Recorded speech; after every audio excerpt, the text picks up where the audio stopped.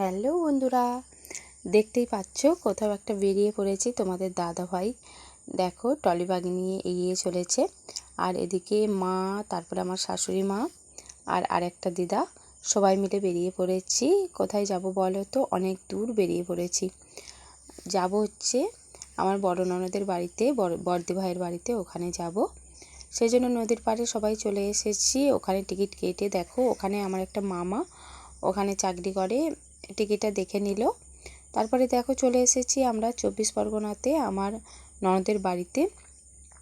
এখানে দেখো একটা রাধা মাধবের মন্দির, ওখানে কীর্তন হচ্ছিল।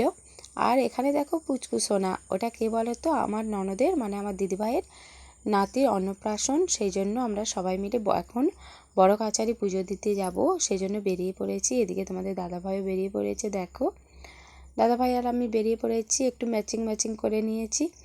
তারপরে দেখো মা তারার মন্দিরে ওখানে পুজো দিয়ে তারপরে আমরা বড় কাচারি বেরিয়ে পড়েছিলাম। মা তারার মন্দিরে পুজো দিয়ে তারপরে গোপালকে সঙ্গে নিয়ে ওখান থেকে গোপালকে নিয়ে বড় কাচারি যাব, কারণ গোপালকে বড় কাচারিতে দিয়ে আসা হবে সেই জন্য। আর সবাই দেখো ওদিকে ব্যাংক পার্টি অর্থাৎ বাজনা পার্টি চলে এসেছে, বাজনা বাজাতে চলেছে। তারপরে আমরা গাড়িতে উঠে পড়ব, সবাই মিলে একটু হেঁটে পাড়াতে যতগুলো মন্দির আছে ওখানে একটু পুজো দিয়ে তারপরে বড় কাচারি যাওয়া হবে। সেই জন্য দেখো আমরা একটু নাচতে চলে যাচ্ছি। খুবই মজা, খুবই আনন্দ হচ্ছে। এটা আমার কে বলো তো? আমার ননদের বৌমা, ওরই ছেলের অন্নপ্রাশন হবে।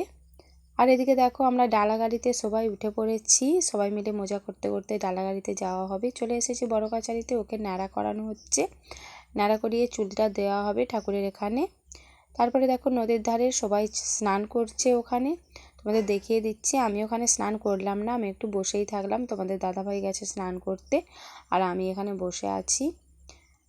তারপর ওখান থেকে স্নান টান করে আমরা ওখানে জল ঢাললাম, ওখানে শিবের মন্দিরে জল ঢাললাম তোমাদের দাদাভাই আর আমি। সেটা তোমাদের দেখাতে পারিনি, প্রচণ্ড ভিড়, ওখানে ক্যামেরা করা তো একদমই সম্ভব নয়।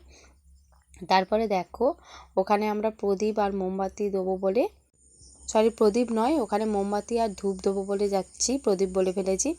মোমবাতি আর ধূপ দেবো বলে চলে গিয়েছিলাম।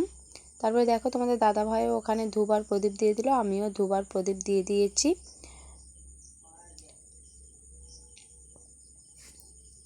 এই একটা দেখো শিবের মূর্তি, ওখানে আরও অনেক রকম মূর্তি আছে। তারপরে ওখান থেকে আমরা একটা দিদিভাইদের ওখানে নার্সারিতে চলে এসেছিলাম। দেখো কত ঝাউ গাছ, তারপরে তোমার আছে সবেদা গাছ, অনেক কিছুই গাছ আছে। ওই নার্সারিটা আমরা একটু ঘুরে দেখছিলাম, খুবই সুন্দর একদম পরিবেশটা। দেখো ওখানে যেন মনে হবে পার্কে চলে গিয়েছি, কিন্তু ওটা নার্সারি। আম গাছও প্রচুর পরিমাণে আম গাছ আছে, ওখান থেকে সব চারা বিক্রি হয়।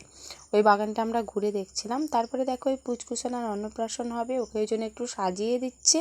ও একটু ঘুমিয়ে পড়েছে, কিছু করার নেই, তখন একটু সাজিয়ে দেওয়া হচ্ছিলো। তারপরে আমাদের অ্যানিভার্সারিটা ওখানেই পালন হবে বলে সবাই মিলে কেক সাজিয়ে ফেলছিল।